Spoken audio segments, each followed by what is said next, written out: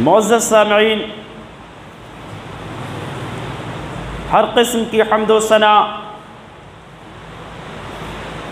بڑائی و بزرگی اللہ وحدہ لا شریک خالق کائنات مالک ارض و سما کے لیے لائق اور سزاوار ہے، جو اس کائنات اور کائنات کل کا مربی و پالنہار ہے۔ بعدہ لاکھاں کروڑاں درود و سلام ہو اللہ کے تمام نبی و رسول پر، خصوصیت کے ساتھ اللہ کے آخری نبی مدنی کریم جناب محمد رسول اللہ صلی اللہ علیہ وسلم پر۔ حضرات، رب العالمین سے دعا ہے بار الہ اس کہنے والے کو کہنے سے زیادہ اور سننے والوں کو سننے سے زیادہ عمل و اصلاح کی توفیق عنایت فرما۔ حضرات، آپ نے سنا کہ گناہوں کے مختلف نقصانات ہیں ہمارے سماج اور معاشرے پر، ہماری اور آپ کی زندگی میں مختلف مضر اثرات نمایاں اور واضح ہیں، ظاہر اور باہر ہیں۔ سب سے پہلا نقصان کہ انسان کا دل جو ہے گناہ کی وجہ سے مغفل ہو جاتا، زنگ آلود ہو جاتا۔ کثرت سے گناہوں کی وجہ سے انسان کے اندر جو نیکیوں کا جذبہ ہوتا ہے وہ جذبہ مردہ ہو جاتا ہے، نیکیوں کی توفیق چھین لی جاتی ہے۔ کثرت گناہ کی وجہ سے انسان شیطان کا دوست، اس کا رفیق بن جاتا ہے۔ کثرت گناہ کی وجہ سے سماج اور معاشرے میں فتنہ و فساد اور خطرناک بگاڑ برپا ہو جاتا ہے۔ کثرت گناہ کی وجہ سے انسان کا ذہنی توازن، انسان کا قوت حافظہ کمزور ہو جاتا ہے۔ اسی طریقے سے کثرت گناہ کی وجہ سے انسان کی تجارت، انسان کا کاروبار، انسان کی معیشت تنگ ہو جاتی ہے۔ یعنی مختلف نقصانات ہیں۔ نقصانات کی مختلف شکلیں ہم نے آپ کے سامنے اس سے پہلے نشست کے اندر رکھی تھی۔ یہ تمام کی تمام نقصانات صرف اور صرف گناہوں کی وجہ سے، اللہ اور اس کے نبی کی نافرمانی کی وجہ سے، کثرت سے نافرمانیاں کرنے کی وجہ سے یہ مختلف شکلوں کے نقصانات ہمارے اور آپ کے سامنے بالکل آیا ہے۔ انسان جب بہت زیادہ گناہ کرتا ہے تو بالخصوص اس کو اسلامک باتیں، قرآن کی آیات، نبی کی احادیث اور مسنون دعائیں اس کے دل اور دماغ میں نہیں بیٹھ سکتے۔ آج کے خطبہ جمعہ میں مزید میں اس کے مضر اثرات آپ کے سامنے رکھنا چاہتا ہوں۔ رب کریم نے ارشاد فرمایا وَمَا أَصَابَكُم مِّن مُّصِيبَةٍ فَبِمَا كَسَبَتْ أَيْدِيكُمْ، کائنات کے لوگوں، تمہیں جو پریشانیاں لاحق ہوئی ہیں یا لاحق ہو رہی ہیں، تمہیں جو مصیبتیں پہنچی یا پہنچ رہی ہیں یا پہنچیں گی، یہ تمام کے تمام مصیبتیں، پریشانیاں، مشکلات تمہارے اپنے کرتوت ہیں، تمہارے اپنے اعمال ہیں۔ ہمارے اعمال کیسے ہیں؟ آپ ذرا سماج پر اور معاشرے پر نظر دوڑائیں، اپنے دوست اور احباب کی زندگی کا اور اب خود اپنی زندگی کا جائزہ لیں، بالخصوص مسلم محلوں کا آپ جائزہ لیں۔ آپ کو یقین ہو جائے گا کہ سماج میں کتنے قسم کی برائیاں اور کتنے شکلوں میں برائیاں پائی جاتی ہیں، آپ کو احساس ہوگا۔ اس وقت جب آپ لوگوں سے لین دین کرنا شروع کریں گے، لوگوں کے درمیان اٹھنا بیٹھنا شروع کریں گے، لوگوں سے جب تعلقات اور ان سے کیا نام ہے بیع و شراء شروع کریں گے، تب آپ کو معلوم ہوگا کہ لوگوں میں کتنے قسم کے اور کتنی شکلوں میں برائیاں پائی جاتی ہیں۔ اور برائیوں کا اندازہ لگانا ہے آپ کو تو آپ مسجدوں کا سروے کیجئے اور میلوں کا، جس کو آپ کے ہاں جترا کہا جاتا ہے، جترا میں جا کر کے دیکھ لیجئے کہ کتنے کوالٹیز کی برائیاں ہیں۔ ہماری خواتین، ہماری مائیں، ہماری بہنیں میلوں میں جا کر کے مزے لے رہی ہیں، چونکہ نعمت کی کمی نہیں، دولت کی کمی نہیں، پیسوں کی ریل پیل ہے، بینک بیلنس کثرت سے ہیں۔ مرد جو ہے بیچارہ محنت اور مشقت کر کے کما کر کے لا کر کے سب جو ہے بی صاحبہ کو حوالے کر دے رہا، سب سونپ دے رہا، سب کی مالکن تم ہو، مالکن بنا دیا، وہ اپنے مرضی سے جترا میں جا کر کے عیش کر رہی ہوتی ہیں۔ حضرت غیر سماج کے نہیں، مسلم خواتین، کیا اسلام اس بات کی اجازت دیتا ہے؟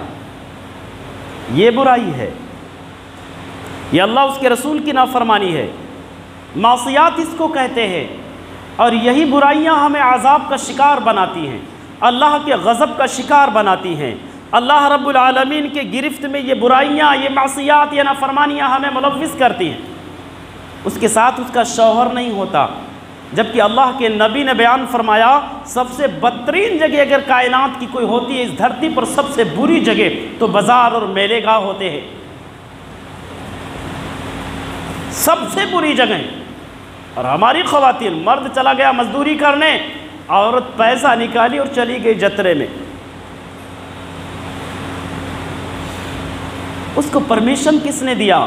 اجازت کس نے دیا؟ وہاں قدم بڑھانے سے پہلے اسے 1000 مرتبہ سوچنا چاہیے کہ ایک مسلمہ ہے۔ لیکن ہم مردوں کی بے غیرتی، جو کہ ہم نے اب اس عورت کو مالکن بنا دیا، اس لیے وہ کثرت سے گناہ کرتی ہے، اور ہماری نظروں میں بڑی شریفہ ہے، وہ بہت پاک دامن، بہت شریف ہے۔ اسی طریقے سے آپ مسجد میں آ کر کے دیکھیں گے میلہ گاہ بھرا ہوا عورتوں سے، نقاب پوش برقع پہننے والی عورتوں سے بھرا ہوا ہے۔ کیا اس عورت کے لیے وہاں جانا جائز ہے؟ کوئی مفتی فتویٰ دے سکتا ہے اس بات کے لیے؟ اجازت دے سکتا؟ کسی بھی مسلک کا مفتی ہو، کسی بھی جماعت کا مفتی ہو، کیا وہ اس بات کی اجازت اور پرمیشن اور فتویٰ اس کے پاس ہے؟ قرآن اور حدیث سے اجازہ موجود ہے اس کے پاس میں کہ عورتیں بغیر کسی محرم کے میلہ گاہ میں جا کر کے مستی کریں، مزے لیں؟ یا صرف وہاں عورتیں رہتی ہیں، مرد نہیں رہتے؟ خریداریاں کس سے کرتی ہیں جناب عالی؟ سب عورتوں سے، عورتوں سے خریداری کرتی ہیں، نعوذ باللہ۔ افسوس اور تف ہے ایسے مسلم قوم پر جن کی عورتیں، جن کی بچیاں، جن کی بہنیں جو ہیں اپنے گھروں سے نکل کر کے میلہ گاہ کا چکر لگا رہی ہیں، بازاروں کا چکر لگا رہی ہیں۔ شرم سے تو ہمیں مر جانا چاہیے، یہ ڈوبنے کا مقام ہے۔ پوری انسانیت سسک رہی ہے، انسانیت پر ظلم اور تشدد کے پہاڑ توڑے جا رہے ہیں، اللہ کا غضب نازل ہو رہا ہے۔ ہر نئی صبح جو ہے ہم مسلمانوں کو نیا زخم دے کر کے جاتا ہے، اور بار بار یہ علماء، یہ مبلغین، یہ دعات منبر رسول سے اعلان کرتے ہیں یہ عذاب، یہ مشکلات جو ہے، یہ پریشانیاں جو ہیں، پریشانیوں کے جو بادل ہم پر مڈلا رہے ہیں، ہمارے اپنے کرم ہیں، ہمارے اپنی بدعملیاں ہیں، بد کرداریاں ہیں، بد اخلاقیاں ہیں، اللہ اس کے رسول کی نافرمانیاں ہیں، اللہ اس کے رسول کی بغاوت و عداوت ہیں۔ یہ مین سبب ہے مشکلات میں ملوث ہونے کا، اللہ کے عذاب میں گرفتار ہونے کا۔ یہ واحد سبب ہے کہ ہم بہت برے ہو چکے ہیں، بہت بدتر ہو چکے ہیں، اس لیے آپسی تعلقات بھی بدترین ہو چکی ہیں، ہمارے گھریلو معاملات بھی بگڑ چکے ہیں، سماجک معاملات بھی بگڑ چکے ہیں، آپسی اور غیروں سے تمام کے تمام رشتے اور ناطے میں، تمام رشتوں میں دراڑ پیدا ہو چکے ہیں۔ یہ سب جانتے ہیں، جاننے کے باوجود بھی کنٹرول نہیں کر پا رہے ہیں، اپنے جرائم پر ہم روک نہیں لگا رہے ہیں۔ اسی طریقے سے ہماری خواتین زیادہ مزاروں پر، درگاہوں میں نظر آئیں گی۔ کہاں نظر آئیں گی؟ مزارات پر۔ مسلم خواتین اس مردے سے فریادیں کرنے کے لیے اس مزار پر گئی ہے جو سینکڑوں سال مر کر کے مٹی میں دفن ہو چکا ہوگا، جس کے جسم کی ہڈیاں اور گوشت اور پوشت بھی مٹی میں مل چکے ہوں گے، اس کے پاس جا کر کے فریاد ہے۔ کل ابھی شام میں نے ایک تعویذ کھولا، تعویذ کے اندر لکھا ہوا تھا یا معین الدین چشتی کن المدد استغفر اللہ، میرے کہا استغفر اللہ ثم استغفر اللہ۔ ہم مسلمانوں جو آج موجودہ مسلم امہ ہے، اس سے بہتر عقیدہ، اس سے بہتر نظریہ مشرکین مکہ کا تھا، کفار مکہ کا تھا۔ وہ بھی مشکلات میں جب پریشانیاں عائد ہوتی تھی، جب کسی مشکل میں گھرتی تھی، وہ قوم اللہ کو پکارتی تھی۔ یہ قرآن شاہد ہے، رب کا کلام گواہی دیتا ہے۔ کفار مکہ، مشرکین مکہ، جب ان پر اللہ کا قہر نازل ہوتا تھا، کسی مصیبت میں پھنستے تھے تو کہتے تھے یا اللہ میری مدد فرما، میرے جان کی حفاظت فرما، تو میرا خالق ہے، تو میرا مالک ہے، صرف تو ہی حفاظت کر سکتا ہے، ایسے مشکل گھڑی میں صرف تو ہی مدد کر سکتا ہے۔ یہ کون کہتے تھے؟ مشرکین مکہ کا یہ کلام ہے، کفار مکہ کا یہ کلام ہے۔ وہ خالص بڑے خلوص کے ساتھ، بڑی توجہ کے ساتھ، بڑے یقین کے ساتھ اپنے عرش والے کو پکارتے تھے۔ رب العالمین اس مشکل گھڑی میں ان کی مدد کرتا تھا۔ لیکن آج کا مسلمان مشکلات میں کس کو پکارتا؟ معین الدین چشتی کو پکارتا، فلاں ازمیری کو پکارتا، فلاں بابا کو پکارتا، فلاں بزرگ کو پکارتا، فلاں صاحب، فلاں صاحب، فلاں۔ استغفر اللہ ثم استغفر اللہ، یہ بدعقیدگی ہے، یہ اسلام کے خلاف ہے۔ جس نبی کو ماننے والے ہو اس نبی کے خلاف ہے، اس نبی کے طریقے کے خلاف ہے، اس نبی کی شریعت کے خلاف ہے، اس نبی کے لائے ہوئے دین کے خلاف ہے، رب کے کلام کے خلاف ہے۔ اگر مدد کوئی کر سکتا ہے مشکلات میں یا کسی بھی مرحلے میں، ہماری حفاظت اگر کوئی کر سکتا ہے، ہماری مدد کوئی کر سکتا ہے، ہماری رہنمائی کوئی کر سکتا ہے، تو صرف عرش پر بیٹھنے والا وہ رحمان ہے، باقی دوسرا کوئی مدد نہیں کر سکتا۔ یہ ہے ہم مسلمانوں کے اندر بدعقیدگیاں، خرابیاں، بگاڑ، برائیاں، جرائم، کرائم، معصیات، اللہ اس کے رسول کی نافرمانیاں، جس کی وجہ سے رب العالمین کا قہر اور عذاب نازل ہوتا۔ اس کو کہتے ہیں نبی کی گستاخی۔ یہ ہے نبی کی گستاخی۔ گستاخی کرنے والا سب سے بڑا کون؟ خود نبی کا ماننے والا نبی کی شان میں گستاخی سب سے زیادہ کرتا ہے۔ اب اگر نپور شرما نے نبی کی شان میں گستاخی کی، کیوں بلبلا رہے ہیں؟ کیوں بلبلا رہے ہیں؟ اس سے پہلے تو گستاخیاں نہ جانے ہم کتنا کرتے۔ ہم نے موقع دیا غیروں کو آواز اٹھانے کا۔ مین سبب، اگر محمد الرسول اللہ صلی اللہ علیہ وسلم کی شان میں اگر گستاخی دنیا کے کسی بھی خطے میں ہو رہی ہے تو مین سبب ہم ہی اور آپ ہیں، کیونکہ ہم نے غیروں کو موقع دیا۔ ہمارے اعمال اور کرتوت ایسے ہے کہ غیروں کو بولنے کا موقع ملا۔ ہمیں نبی کی سیرت معلوم نہیں ہے، نبی کا طور طریقہ معلوم نہیں ہے، نبی کے جنگوں سے واقفیت نہیں ہے، نبی کے شادیوں سے، ازدواجی زندگی سے واقفیت نہیں ہے، کیا جواب دیں گے؟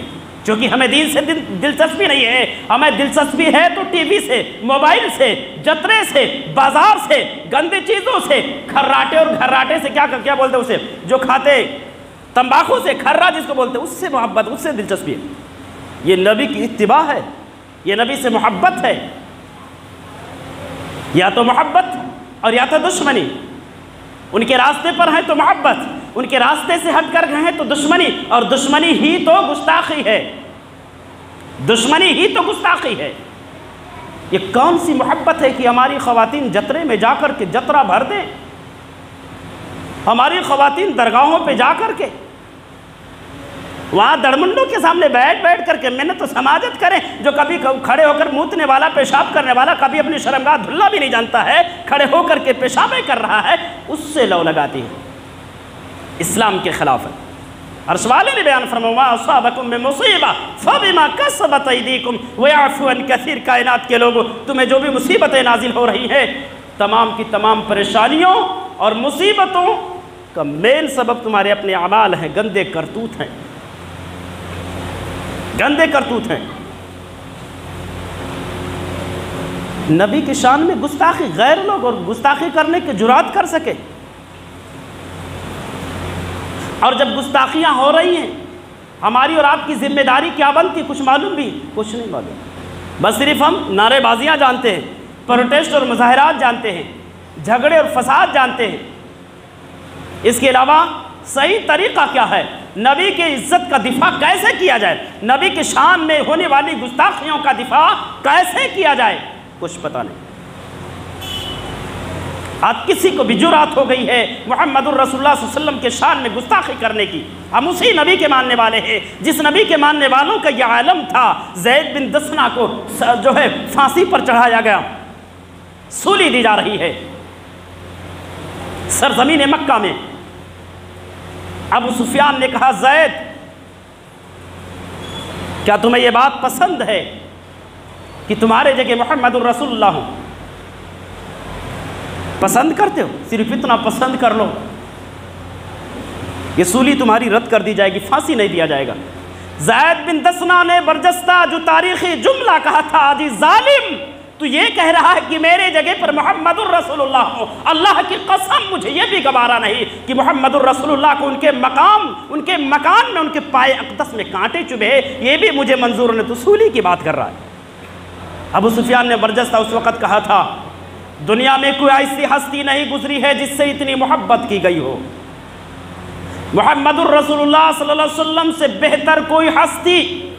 ایک مشرک شخص، اسلام کا دشمن، وہ کہہ رہا اب اسلام نہیں لائے تھے، وہ کہہ رہا ہے کہ محمد الرسول اللہ سے پاکیزہ انسان اور بہتر انسان دنیا میں کوئی گزرا ہی نہیں ہے جس سے اتنی محبت کی گئی ہو۔ تختے دار پر کھڑا ہوا ہے، ممکن ہے کہ اس کی گردن ماری جائے، اس کے بعد اتنی جرات اور دلیری سے گفتگو کر رہا ہے کہ مجھے اتنا بھی منظور نہیں ہے کہ میرے نبی کے پائے اقدس میں کانٹا چبھے۔ اسی نبی کو گالیاں دی جا رہی، اسی نبی کی شان میں گستاخیاں کی جا رہی، اس کے باوجود بھی ہمیں اپنے اعمال کی کوئی پرواہ، کوئی فکر نہیں، کہیں غور نہیں کہ ہم نے کہیں ہم تو سبب نہیں ہیں گستاخیوں کے، اور اگر سبب نہیں ہے ہم نے دفاع کرنے کی کتنی کوششیں کی ہیں، کتنی کوششیں ہم نے دفاع کرنے کی ہیں۔ ایسے خطرناک ایام میں ہم مسلمانوں کی ذمہ داری کیا بنتی ہے؟ ہمیں کیا کرنا چاہیے؟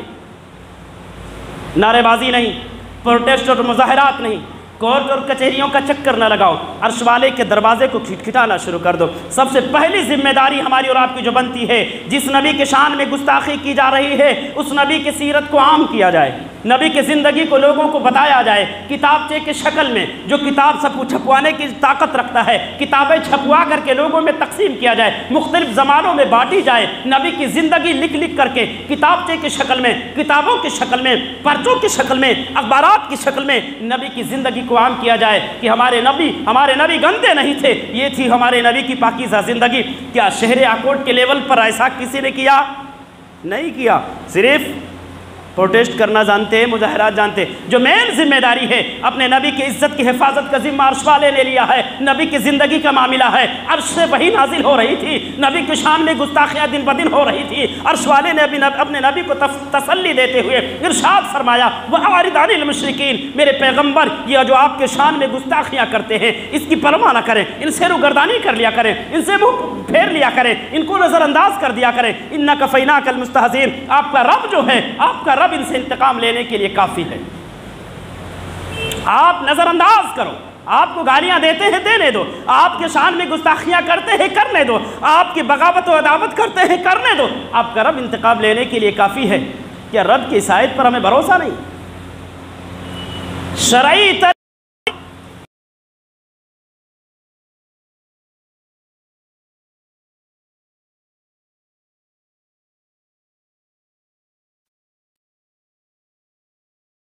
غور فکر کرنا، یہ جذبات کے ایام نہیں ہیں، یہ جذبات کے ماہ و سال اور مرحلے نہیں ہیں کہ جذبات سے اوپر اٹھ کر کے ہمیں کچھ کرنا ہے۔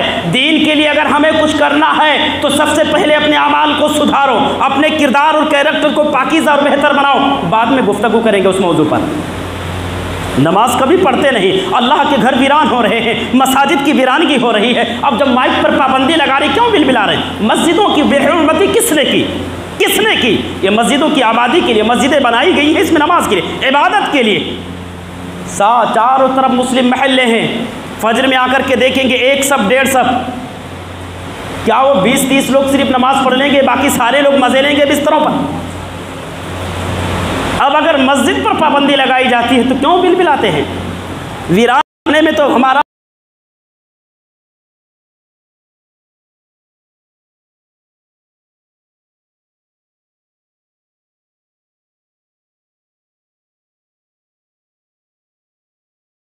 ذمہ داری بنتی ہے کہ آپ کی زندگی کو لوگوں میں عام کیا جائے۔ ازواج مطہرات کے شان میں جب گستاخی کی جا رہی ہو، ہماری اور آپ کی ذمہ داری بنتی ہے کہ ان کی پاکیزہ زندگی کو لوگوں کو بتایا جائے کہ یہ ہیں ہماری مائیں، یہ ہیں ازواج مطہرات، یہ ہیں ہمارے نبی کی پاکیزہ بیویاں، یہ ہیں ان کے پاکیزہ کردار اور کیریکٹر، یہ ہیں مقدس اور نفوس قدسیہ کی زندگی ہے، اس کی توفیق ہمیں نہیں ملتی۔ سب سے پہلا قدم ہم مسلمانوں کا جو ذمہ داری بنتی ہے کہ ان پاکیزہ ہستیوں کی زندگی کو لوگوں کو بتایا جائے کہ یہ ہے ان کی زندگی، یہ ان کے کردار اور کریکٹر۔ اور دوسری ذمہ داری ہماری اور آپ کی جو بنتی ہے، اللہ کے حوالے کر دو، اللہ سے رونا شروع کر دو، بار الہ ایسے ظالموں کو تو اپنی گرفت میں لے لے، یا تو اسلام کی دولت ان کے دل میں بھر دے، یا تو اسلام کی ہدایت اور رہنمائی ان کی فرما دے، یا تو ان کے اندر اسلام کی تعلیم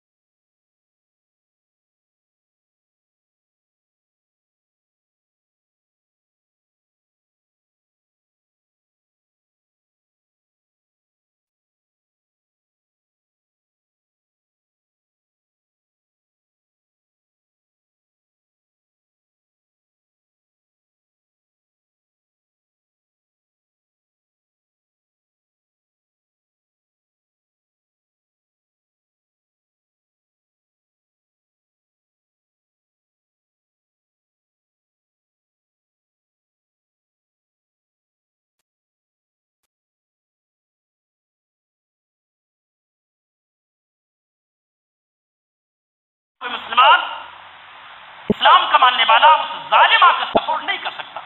بہرحال ایسے ملعون زبانوں پر اللہ عذاب نازل کرنا اس کو آتا، ان کو بیٹھنا بھی آتا ہے، بشرطے کہ مسلمانوں ہمیں نیک بننے کی ضرورت ہے، اپنے کردار کو پاکیزہ بنانے کی ضرورت ہے۔ تو بہرحال آج جتنے بھی حالات بگڑ رہے ہیں، اس کے ذمہ دار ہم اور آپ ہیں۔ دوسروں پر ماتم کرنے سے پہلے ہمیں اور آپ کو اپنے آپ پر ماتم کرنا چاہیے، اپنے سماج پر، اپنے محلوں پر، اپنے گھروں کے جو ہے کردار اور کریکٹر پر، اپنے لوگوں کے اخلاق پر ماتم کرنے کی ضرورت ہے کہ آج ہماری سماج، ہماری قوم کہاں جا رہی؟ مزاروں کو ٹھوسا جا رہا، بھرا جا رہا، جتروں کو ٹھوسا جا رہا۔ اللہ رب العالمین نے بیان فرمایا جو کچھ مصیبتیں تمہیں نازل ہو رہی، اب ایک مسلمان کے لیے سب سے بڑی مصیبت، اس سے بڑھ کر کیا مصیبت ہو سکتی کہ اس کی ماں کو گالی دیا جائے؟ اس سے بڑھ کر ایک مسلمان کے لیے ڈوب مرنے کا کیا مقام ہو سکتا؟ اس کی ماں، ہمارے ماں سے، جس کے پیٹ سے پیدا ہوئے، اس ماں سے زیادہ قیمتی وہ ماں ہے جو ہمارے نبی کی بیوی عائشہ ہے، اماں خدیجہ ہیں، یا دیگر ازواج مطہرات ہیں۔ ان ماؤں کی قیمت ہماری اصل ماؤں سے زیادہ بھی ہے۔ اگر ان ماؤں کا احترام ہم نے نہیں کیا، نہ کر پایا، تو اب اپنے ماؤں کا احترام کر کے کوئی فائدہ نہیں۔ ہماری ماؤں سے زیادہ ہمارے نظر میں ان ماؤں کا احترام ہونا چاہیے جو نبی کی بھی ہو، جو ہمارے نبی کی مقدس بیویاں تھی، مقدس بیویاں تھی۔ ملعونہ نے کہا نعوذ باللہ ثم نعوذ باللہ کی 6 سالہ 9 سالہ بچی سے کیا نام ہے شادی کی ہے محمد الرسول اللہ صلی اللہ علیہ وسلم۔ اس کا جواب کس کے پاس ہے؟ کسی کے پاس نہیں، کسی کے پاس نہیں۔ جواب نہیں جانتے اس سوال کا، اس کا دفاع کیسے کریں گے؟ لڑ کر کے، جھگڑا کر کے۔ کانپور کے اندر حالات بگڑے، حکومت کس کے سپورٹ میں ہے؟ انہیں ظالموں کو جنہوں نے پتھر بازیاں کی، جنہوں نے مسلموں پر پتھر برسائے، اس کے ویڈیوز موجود ہیں۔ جب مسلمانوں نے دفاعی پتھر پھینکا، مسلمانوں کو مجرم ٹھہرایا گیا، حالات بے قابو ہوئے، حالات بے قابو ہوئے، مسلمانوں مسلم نوجوانوں کو پکڑ پکڑ کر کے جیل کے سلاخوں کے پیچھے ڈالا گیا۔ کیا فائدہ ہوا؟ کیا فائدہ ہوا؟ اور مختلف جگہوں پر یہ واردات رونما ہندوستان کے مختلف اسٹیٹ، مختلف صوبوں میں۔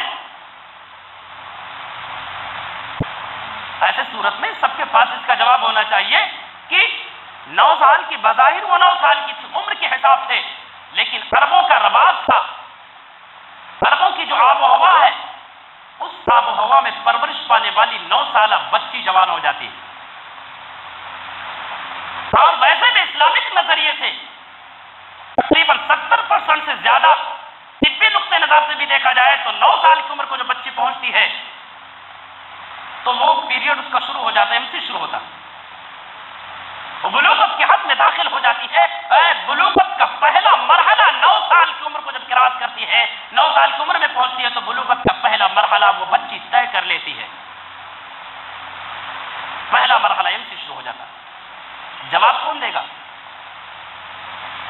اور عربوں کا رواج تھا کہ کم سن بچیوں سے شادی کرنا کوئی معیوب چیز نہیں تھی. اگر یہ عیب دار چیز ہوتی تو نبی کے زمانے میں جو نبی کے دشمن موجود تھے، ابو جہل، ابو لہب جو ہے، اور دیگر دشمنان اسلام جو نبی کے زمانے میں موجود تھے، اگر عیب دار چیز ہوتی، یا جتنے بھی، یہ تو پہلے مر چکے تھے، بدر میں مر چکا تھا یہ، لیکن ان سے پہلے، ان کے علاوہ جو دیگر نبی کے زمانے میں اما عائشہ کی شادی کی وقت جو نبی کے دشمن، جانی دشمن موجود تھے، اگر کم سن بچی سے شادی کرنا معیوب چیز ہوتا تو سب سے پہلے وہ جو آپ کے جانی دشمن تھے وہ آپ کی عزت پر کیچڑ اٹھالے ہوتے. لیکن کسی ایک دشمن کے زبانی کہیں بھی تذکرہ نہیں ملتا. پوری تاریخ اٹھا کر کے دیکھ لو کہ نبی کے کسی جانی دشمن نے آپ کی اس شادی کو لے کر کے آواز اٹھایا ہو. اگر غلط چیز ہوتی تو آپ کو جانی دشمن سب سے پہلے آپ کی عزت پر کیچڑ اچھالا ہوتا، آپ کو بدنام کیا ہوتا کہ دیکھو کم سن بچی سے نبی نے شادی کر لی. لیکن کسی بھی گستاخ نے یہ جرات نہیں کی. پتہ یہ چلا کہ عربوں کا رواج تھا اس عمر میں شادی کرنا. تو اس کے دفاعی طریقے بھی ہمارے پاس ہونے چاہیے. تو بہرحال مسلمانوں، میں کہنا یہ چاہتا ہوں کہ آج جو حالات متنفر ہیں، حالات جو ناگفتہ بے ہیں، حالات جو بگڑے ہیں، اس میں بہت بڑا کردار ہمارا اور آپ کا ہے. اب اگر حالات کو سدھارنا چاہتے ہیں، مسلمانوں اپنے مسجدوں کو آباد کیجیے، محمد الرسول اللہ صلی اللہ علیہ وسلم کی پاکیزہ سیرت کا مطالعہ کیجیے، ازواج مطہرات کی زندگی کو پڑھیے اور لوگوں تک پہنچائیے. جو جتنی طاقت رکھتا ہے اتنے کتاب سے چھپوا کر کے، کتابیں چھپوا کر کے لوگوں تک پہنچاؤ. یہ ہے ہماری ماؤں کی زندگی، یہ ہے ہمارے پاکیزہ نبی کی زندگی. آپ کی جنگوں کو لے کر، آپ کی شادیوں کو لے کر کے، آپ کے معاملات کو لے کر کے، لوگوں کے ساتھ آپ کے رویے اور تعلقات کو لے کر کے، ان تمام، ضروری نہیں کہ پوری زندگی آپ چھپوا دو، پوری زندگی تو بہت مشکل ہو جائے گی. ایک ایک پہلو، شادی کے پہلو، تو جنگ کے پہلو، تو تعلیمات کے پہلو، تو آپ کے دعوتی پہلو، تو آپ کے تو جو ہے اس طرح سے شرم و حیا کے پہلو، ان تمام ایک ایک پہلو کو لے کر کے چھپوا کر کے جو ہے لوگوں میں تقسیم کیا جائے تاکہ آپ کی زندگی اور حضرات، یہاں خوش نصیبی اور خوشخبری کی بات بھی میں بتانا چاہتا ہوں کہ دنیا کے اندر جو اسلام آپ دیکھ رہے ہیں، پوری دنیا میں اسلام کے کونے کونے میں، چپے چپے میں جو اسلام پھیلا ہے، اگر 1/4 اسلام ہم دائیوں کی محنت سے پھیلا، علماء کی محنت اور قربانیوں سے پھیلا، اگر 1/4، تو 3 حصہ اسلام انہی باغیوں کے، انہی دشمنوں کے پروپیگنڈے سے، ان کی بغاوت سے، ان کی عداوت سے، چونکہ اسلام وہ پودا ہے، کاٹو تو ہرا ہوگا، اس کو جتنا ہی دباؤ گے اتنا ہی ابھرے گا. جتنی مخالفتیں کی جائے گی، لوگ اتنی زیادہ اس مذہب کے بارے میں اسٹڈی کریں گے، اتنا ہی زیادہ اس مذہب کے بارے میں مطالعہ کریں گے، اور جو مطالعے پر، تحقیق پر آئے گا، اسٹڈی پر آ جائے گا، انشاءاللہ العظیم دنیا کی کوئی طاقت اس کو اسلام قبول کرنے سے روک نہیں پائے گی. وہ کسی بھی ذات اور برادری اور دھرم اور ملت کا ماننے والا ہو، کسی بھی جگہ کا رہنے والا ہو. تو اسلام جو دنیا میں دیکھ رہے ہیں، ان کی بغاوت کی وجہ سے زیادہ پھیلا ہے بنسبت ہماری محنت سے. تو حضرات، گناہوں سے بچا کیسے جائے؟ بچنے کا طریقہ کیا ہے؟ یہ تو ہمارے گناہ ہوئے جس کا میں نے کیا نام ہے پوسٹ مارٹم کیا اختصار کے ساتھ میں، جو بھی ہمارے سماج اور معاشرے میں ہے. میں امید کرتا ہوں انشاءاللہ العزیز جتنے بھی جرائم اور جرائم کا تذکرہ میں نے کیا، ہم اور آپ ان تمام جرائم پر کنٹرول کرنے کی کوشش کریں گے انشاءاللہ العزیز. ہمارے گھر کی عورتیں نہیں جا رہی ہیں جترے میں، ہمارے دوست کے گھر کی جا رہی ہیں، ان کو ہم سمجھائیں گے. رشتہ داروں میں سے جا رہے ہیں، ان کو ہم سمجھائیں گے. درگاہ اور مزاروں پر ہمارے گھر کے نہیں، ہمارے دوست اور احباب تعلقاتیوں میں سے جا رہے ہیں، ان کو ہم سمجھائیں گے. خالص ایک اللہ سے لو لگاؤ. میں نے ہمیشہ یہی کہا ہے کہ ہم اور آپ بظاہر مختلف سوچ اور نظریے کے مسلک بولو، الگ الگ سوچ، مسلک بولو، نظریہ، فکر، سوچ، ذہنیت، جتنے لوگ ہیں اتنے نظریات ہیں، اتنے افکار ہیں، اتنے سوچ ہیں. لیکن ہماری سوچ کیسی بھی ہو، ہمارا نظریہ، ہمارا فکر کیسا بھی ہو، لیکن دین تو سب کا ایک ہے. اسلام کے سائے کے نیچے رہنے والے ہم سب ہیں، کسی بھی جماعت اور مسلک کے ہیں، لیکن ہم سب کا دین ایک، ہم سب کے نبی ایک، ہم سب کے اللہ ایک، ہم سب کا قاعدہ اور قانون ایک ہے۔ اس لیے ایسے تمام اختلافات کو سب کو مل کر کے ختم کرنا ہوگا، اور شرک و بدعت کو مل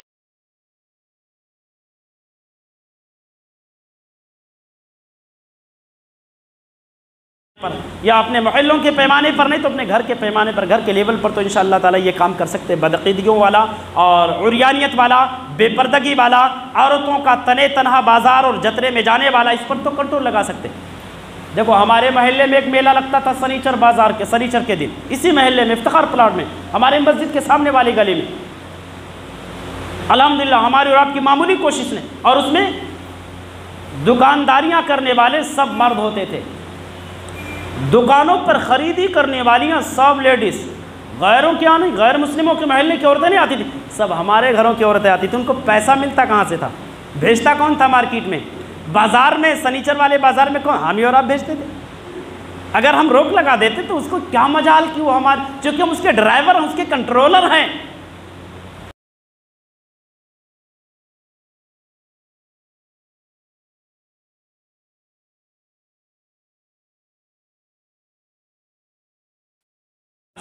ہے اب وہی الٹ کیا نام ہے بولوں تو بڑی دل پر چوٹ لگے گی، تیر کی طرح چبھے گی کہ ہماری بیوی غیر مرد سے ایک سودا کرے، اس سے گفتگو کرے۔ غیرت مند مرد جو ہے، مرد کیسے برداشت کر سکتے؟ نئی نویلی شادی صحابی رسول ہیں،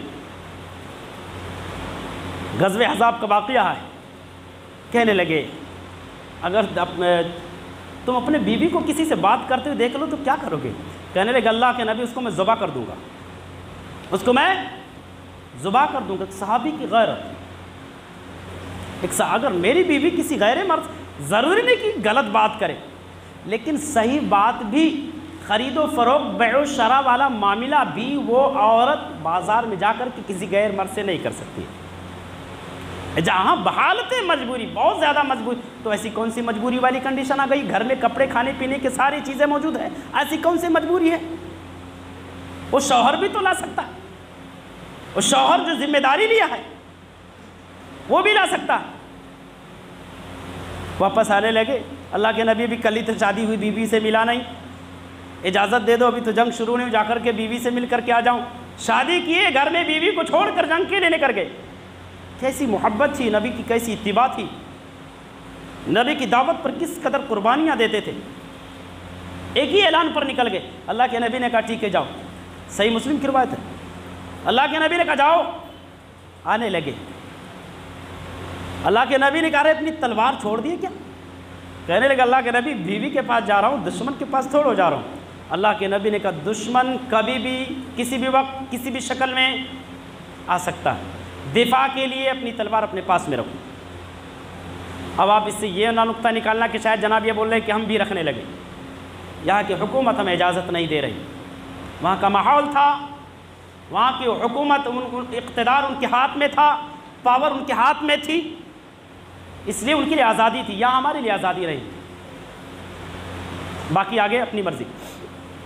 تو تلوار لے کر کے وہاں سے نکلے، گھر پہنچے، دروازے پر بیوی کھڑی، دروازے پر تلوار اٹھا لیا مارنے کے لیے۔ کہنے لگے حضرت مجھ کو مارنے سے پہلے اپنے گھر کے اندر دیکھ لو، میں باہر کیوں آ گئی ہوں؟ گھر کے اندر جا کر کے دیکھے تو کالا کلوٹا صاف اس طرح سے کھڑا ہوا تھا۔ کہنے لگے اسی چیز نے مجھ کو باہر نکلنے پر مجبور کر دیا، بھی اندر، گھر کے اندر دروازے پر کھڑی ہوئی تھی۔ ایک صحابی کی غیرت، اور ہماری خواتین، ہماری بیویاں بازاروں میں جا کر کے دروازے کے اندر نہیں، باہر نکل کر کے سب کچھ چل رہے۔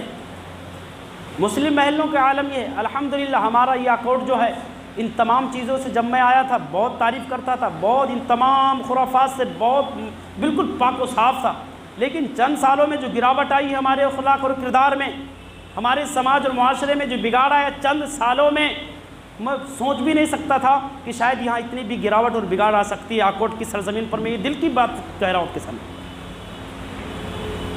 اس سرزمین کو میں نے بہت پاکیزہ تصور کیا تھا کہ بہت اچھے لوگ ہیں، یہاں کا ماحول، رسم و رواج، سب کچھ مجھ کو بہت اسلامک نظر آیا۔ ایک ہی دسترخوان پر امیر بھی غریب بھی سب زمین پر بیٹھ کر کے، کسی میں کوئی فرق نہیں، ایک ہی کھانا سب کھا رہے، کسی میں کوئی فرق نہیں، شادی بیوہ بعد میں دھیرے دھیرے گراوٹ آتا چلا گیا۔ انہوں نے جب سانپ کو دیکھا صحابی رسول نے، اس پر حملہ کر دیا، سانپ کو مارا، سانپ 2 ٹکڑے میں ہو گیا، سانپ نے ان پر حملہ کر دیا، ان کو بھی ڈس لیا، یہ بھی اسی وقت وفات کر گئے۔ صحابہ کرام نے کہا اللہ کے نبی سے کہ اللہ کے نبی آپ ان کے لیے دعا کر دو، ابھی شادی بھی کیے تھے، بیوی سے ملے بھی نہیں تھے، زندہ ہو جائیں۔ اللہ کے نبی نے کہا ایسا ممکن نہیں ہے۔ اس کے بعد اللہ کے نبی نے اسی موقع پر یہ تعلیم دیا تھا کہ وہ سانپ نہیں تھا، وہ جنات تھا، لہٰذا جب بھی تم سانپ کو دیکھو اپنے گھروں میں تو اس کو 2 مرتبہ 3 مرتبہ جانے کے لیے بولو کہ یہاں سے چلے جاؤ، یہاں سے چلے جاؤ، یہاں سے چلے جاؤ۔ اگر وہ نہیں جاتا تو آپ کو فل اتھارٹی ہے، پرمیشن، اجازت، اسلام اجازت دیتا کہ آپ اس پر حملہ کر سکتے، مار سکتے ہیں، لیکن 3 مرتبہ آپ کو بولنا چاہیے کہ یہاں سے نکل جاؤ۔ بہرحال تو مسلمانوں یہ ہماری اپنے بدعمالیاں اور بد کرداریاں ہیں جس کو ہمیں اور آپ کو سدھارنا ہوگا۔ جس طریقے سے برائیاں کو ہم نے اور آپ نے ہی جنم دیا ہے، ایسے اس پر کنٹرول بھی ہمیں اور آپ کو لگانا ہوگا۔ انشاءاللہ العظیم مجھے امید ہے کہ ہم سب مل کر کے ان تمام خرافات اور برائیوں کا خاتمہ کریں گے انشاءاللہ۔ باہر نہیں جائیں گے اپنے گھر میں۔ اب اتنے لوگ یہاں بیٹھے ہیں، سینکڑوں لوگ ہیں، اگر یہ سارے لوگ اپنے اپنے گھروں کا صرف جائزہ لے لیں، اپنے اپنے گھروں کو کنٹرول، کم سے کم 100-200 گھر کنٹرول میں ہو گئے نا، ہو گئے۔ اور ہمارے دیکھا دیکھی، ہمارے اس عمل اور اس پہلو کو اور پہل کو دیکھ کر کے انشاءاللہ العظیم ہمارے دوست اور احباب بھی کنٹرول کرنا شروع کر دیں گے۔ جترا ویسے کہ ویسے سونا رہے گا۔ مسجدیں آباد کرنا سیکھو، جترا سونا کرو، جترا بھر جاتے، مسجدیں سونی ہو جاتی، اسلام کے خلاف ہے۔ بہرحال تو حضرات گناہوں سے بچا کیسے جائے؟ بچنے کا طریقہ کیا ہے؟ سب سے پہلا طریقہ، اللہ دیکھ رہا ہے۔ ہم جو بھی گناہ کریں دنیا والوں سے چھپ کر کے تو کر لیتے، لیکن اللہ سے نہیں چھپ پائیں گے۔ تمباکو جب کھاتے ہیں نا، تمباکو کی پوڑی جب بناتے ہیں نا، اس کو حضرت کو دیکھا آپ نے تو بنانا بند کر دیا، جیب میں ہاتھ ڈال لیا۔ سگریٹ جو پی رہے ہوتے ہیں نا، جیسے سامنے سے کوئی عالم گزرا، الحمدللہ میں قابل تعریف ہے، احترام ضروری ہے، لیکن ہمارے احترام سے پہلے اپنے رب کا احترام کرو، اس سے ڈرو۔ ہم کچھ نہیں کر سکتے، ہم دیکھ کر بھی کیا کر سکتے؟ صرف دل کو رلا سکتے، اپنے آپ کو تکلیف ہو سکتی ہے، دل تکلیف کی ہماری قوم کا ہے جو اللہ کی ناراضگی مول لے رہا ہے، اللہ کے غضب کا شکار بن رہا، شکار ہو رہا ہے، صرف تکلیف ہوگی، لیکن کچھ کر تھوڑی پائیں گے۔ اس سے ڈرو، اس سے ڈرنے سے پہلے، اس کے احترام سے پہلے اس رب سے ڈرو جو کسی بھی وقت آپ پر اپنا غضب نازل کر سکتا ہے۔ تو ہمیشہ ہمارے اور آپ کے ذہن میں یہ ہونا چاہیے، جب بھی ہم گناہ کے لیے اپنا قدم اٹھائیں تو فوراً یہ سوچیں کہ اللہ دیکھ رہا ہے۔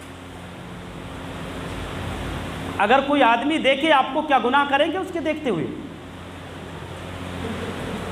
نہیں کر سکتے۔ فون پر بات کرنا ہوتا ہے، غلط سیٹنگ کسی لڑکی سے ہو جاتی ہے، بات کرنے کے لیے تنہائی میں جاتے ہیں، اتنا ڈر ہوتا ہے، جبکہ جس سے چھپنا چاہیے اس سے نہیں چھپ پائیں گے۔ اللہ کی فکر۔ اور حضرات اگر ہم یہ سمجھ رہے ہیں کہ وہ نہیں دیکھ رہا، نعوذ باللہ، تو ہماری گندی سوچ ہے۔ آج دیکھو بڑے بڑے دکانوں میں، کالجز اور اسکولوں میں، بڑے بڑے آفسوں میں جو ہے CCTV کیمرے لگائے جاتے ہیں۔ کیوں؟ تاکہ چوروں کی شرارت سے بچا جائے۔ یہاں جو ذمہ دار حضرات ہیں وہ اپنی ذمہ داریاں بحسن و خوبی نبھا سکیں، ذمہ داری کو صحیح طریقے سے نبھا سکیں۔ کیونکہ جب کیمرہ لگا ہوا ہوتا ہے، ایک ٹیچر جب کلاس روم میں ہوتا ہے، اس کے کلاس روم میں جب کیمرہ ہوتا ہے تو یقین مانو بڑے ذمہ داری کے ساتھ، بڑے لگن اور محنت سے پڑھاتا ہے یار کہ کیمرے کے نظر میں ہوں، ہمارے ہیڈ ماسٹر جو ہیں یا ہمارے ذمہ دار یا ہمارے مینجمنٹ جو ان کی نظر ہم پر ہوگی۔ اتنی سی بات، ایک CCTV کیمرے نے ہم کو سدھرنے کا کتنا بہترین موقع دیا۔ جو موبائلوں میں اپنا وقت گزارتے تھے، موبائل جیب میں رکھ کر کے اب صرف بچوں کو پڑھا رہے ہیں، محنت کر رہے ہیں۔ کس کی وجہ سے؟ محنت پر کس نے اکسایا؟ ذمہ داری کا احساس کس چیز نے دلایا؟ CCTV کیمرے نے۔ اس کی وجہ سے چور بھی اس CCTV کیمرے کی وجہ سے چوری نہیں کر پا رہا۔ ہمارے اس مسجد کے اندر چوریاں ہونے لگی تھی، یہاں کی پیٹیاں اٹھا کر لے کر کے بھاگ جا رہے تھے، پتہ نہیں کون لے جا رہا تھا، اللہ بہتر جانے۔ ذمہ داروں نے وہاں CCTV کیمرے لگا دیے، اس کے بعد سے چور نہیں گھسا۔ اتنا خطرہ CCTV کیمرے کا یارو۔ ایک کیمرہ رب کا بھی ہے جو اینی ٹائم شروع رہتا، کبھی کرپٹ نہیں ہوتا، کبھی وہ ہینگ نہیں ہوتا، کبھی خراب گڑبڑ نہیں ہوتا ہے۔ یہ ہمارے کیمرے جو ہیں یہ کبھی بھی کسی بھی ٹائم کرپٹ ہو سکتے ہیں، ہینگ ہو سکتے، کبھی بھی خراب ہو سکتے۔ لیکن رب نے جو کیمرہ فٹ کیا وہ کبھی بھی خراب نہیں ہو سکتا، رب کا کیمرہ کبھی خراب نہیں ہو سکتا۔ 24 گھنٹے رب العالمین کے جو کیمرے ہیں وہ شروع ہے، 24 گھنٹے۔ میں نہیں کر رہا، عرش والے نے بیان فرمایا الم یعلم بان اللہ یری، کائنات کے لوگوں کیا تمہیں پتہ نہیں کہ رب العالمین تمہیں دیکھ رہا؟ رب العالمین کی نظر میں تم ہمیشہ اینی ٹائم ہو، دن کے اجالے ہو، رات کی تاریکی ہو، تنہائی ہو، گھر میں ہو، باہر میں ہو، ہمیشہ تم اپنے رب کی نظر میں ہو۔ رب العالمین کی نظر سے کبھی بھی اوجھل نہیں۔ اور ٹوائلٹ کے اندر بیٹھ کر کے کیا نام ہے بلو فلم دیکھنے والے وہ بھی سوچے کہ رب العالمین دیکھ رہا ہے، بیٹھے تو ٹوائلٹ میں، لوگوں کی نظریں نہیں ہیں، موبائلوں میں چھپانے والے اپنے کیا نام ہے گندے ویڈیوز، رب دیکھ رہا موبائل میں کتنی قرآنی آیتیں ہیں، کتنی گندے فلمیں اور ویڈیوز ہیں، سب دیکھ رہا۔ اللہ نے بیان فرمایا کائنات کے لوگوں ہمیشہ تمہارا رب تمہاری واچ کرتا، تمہاری نگرانی کرتا رہتا، اس کی نظر سے کبھی بھی تم بچ نہیں سکتے، اس کی کبھی پرواہ نہیں کرتے۔ ایک مرتبہ گناہ کرنے سے پہلے سوچ لے کہ رب العالمین دیکھ رہا ہے، اس کی نظر ہم پر ہے، اس کی نظر سے اوجھال نہیں۔ ایک مرتبہ جس طرح سے یہ دیکھ رہے ہیں غلط کام کرنا، چوری کرنا تھا، چوری ادھر ادھر دیکھتا، کوئی دیکھ تو نہیں رہا، دیکھ اگر اس کو احساس ہو گیا، پتہ چلے گا کہ نہیں کسی کی نظر نہیں، چوری سے ہاتھ روک لیتا، چوری نہیں کرتا۔ غلط کام کرنے والا پہلے دیکھتا کسی کی نظر تو نہیں، کسی کی نظر ہوتی ہے تو غلط کام نہیں کرتا۔ یارو ہمیں لوگوں کی نظروں پر اتنا کانفیڈنس، اتنا یقین ہے، لیکن اپنے رب کی نظر پر یقین کیوں نہیں آتا؟ کیوں نہیں یقین آتا؟ ہمیشہ رب کی نظر میں ہوتے ہیں۔ بہرحال انشاءاللہ العظیم آنے والے نشست کے اندر اگر موقع ملا تو اس موضوع کو ہم مزید آ کے رکھیں گے۔ بس اللہ سے یہی دعا کرتے ہیں کہ بار الہ ہم تمام مسلمانوں کو ہر قسم کے برائیوں کو سمجھنے کی، ہر قسم کے فتنوں فساد اور خرافات کو سمجھنے کی، ان تمام برائیوں سے فتنوں فساد سے نمٹنے کی بڑی سنجیدگی کے ساتھ، بڑی متانت کے ساتھ اور ان کے دفاع کی توفیق عنایت فرمائے۔ اللہ ظاہر اور باہر تمام فتنوں سے، ظاہر اور باطنی تمام فتنوں کو ہم تمام مسلمانوں کو سمجھنے کی اور تمام فتنوں سے بچنے اور بچانے کی توفیق عنایت فرمائے۔ بالخصوص یا اللہ موجودہ زمانے میں جو اسلام اور اہل اسلام اور بالخصوص نفوس قدسیہ کے شان میں اور ہمارے نبی جناب محمد رسول اللہ صلی اللہ علیہ وسلم کے شان میں، ہماری ماں عائشہ کے شان میں جو گستاخیاں کر رہے یا کی جا رہی ہیں، اے اللہ ان سے تو انتقام لے لے۔ یا اللہ تیری ہی ذات ان سے بدلہ لینے پر قادر ہے، جب چاہے جس وقت چاہے بار الہ تو ان کو اپنے گرفت میں لے سکتا، اپنا قہر اپنا غضب ان پر نازل کر سکتا۔ یا اللہ تو ہم سے زیادہ اپنے نبی کی شان کی دفاع کر سکتا ہے، اپنے نبی کی عزت کی دفاع ہم سے زیادہ تو کرنے والا ہے۔ یا اللہ ایسے فتنوں کے ایام میں یا اللہ ہم بے بس ہیں، یا اللہ ہم لاچار ہیں، یا اللہ ہمارا کوئی اقتدار اور اختیار نہیں ہے آواز اٹھانے اور دعا کے علاوہ۔ یا اللہ اب دل کی گہرائیوں سے ہم دعا کرتے ہیں کہ ایسے ظالموں کو اپنے گرفت میں لے لے، یا تو ظالموں کے دل میں اسلام کے تعلق سے نرمی پیدا فرما، اور یا تو ان ظالموں پر اپنا قہر و اپنا غضب نازل فرما۔ اے اللہ ہم تمام مسلمانوں کو اجتماعیت، اخوت اور بھائی چارگی کے ساتھ جس پلیٹ فارم پر ہمارے نبی جناب محمد رسول اللہ صلی اللہ علیہ وسلم ہمیں چھوڑ کر کے گئے تھے، جس اسلام کے سائے کے نیچے ہم مسلمانوں کو چھوڑ کر کے گئے تھے، یا اللہ ہم تمام مسلمانوں کو اسی اسلام کے سائے کے نیچے زندگی گزارنے کی، جین اور مرنے کی توفیق عنایت فرما۔ اے اللہ ہم تمام مسلمانوں کو بالخصوص قرآن اور سنت کو سمجھنے والا بنا، قرآن اور سنت کو اپنے زندگی کے تمام مرحلوں میں گوشوں اور ناحیوں میں نافذ کرنے والا بنا، اور جب تک ہم سب کو اس دنیا کے اندر زندہ رکھ، خالص کتاب اللہ سنت رسول اللہ صلی اللہ علیہ وسلم کے مطابق زندہ رکھ، اور جب ہم سب کا خاتمہ ایمان بالخیر ہو، آمین تقبل یا رب العالمین۔ بارک اللہ لنا ولکم فی القرآن العظیم ونفعني وإياكم بالآيات والذکر لکم انہ تعالی جواد کریم ملک رؤوف رحیم۔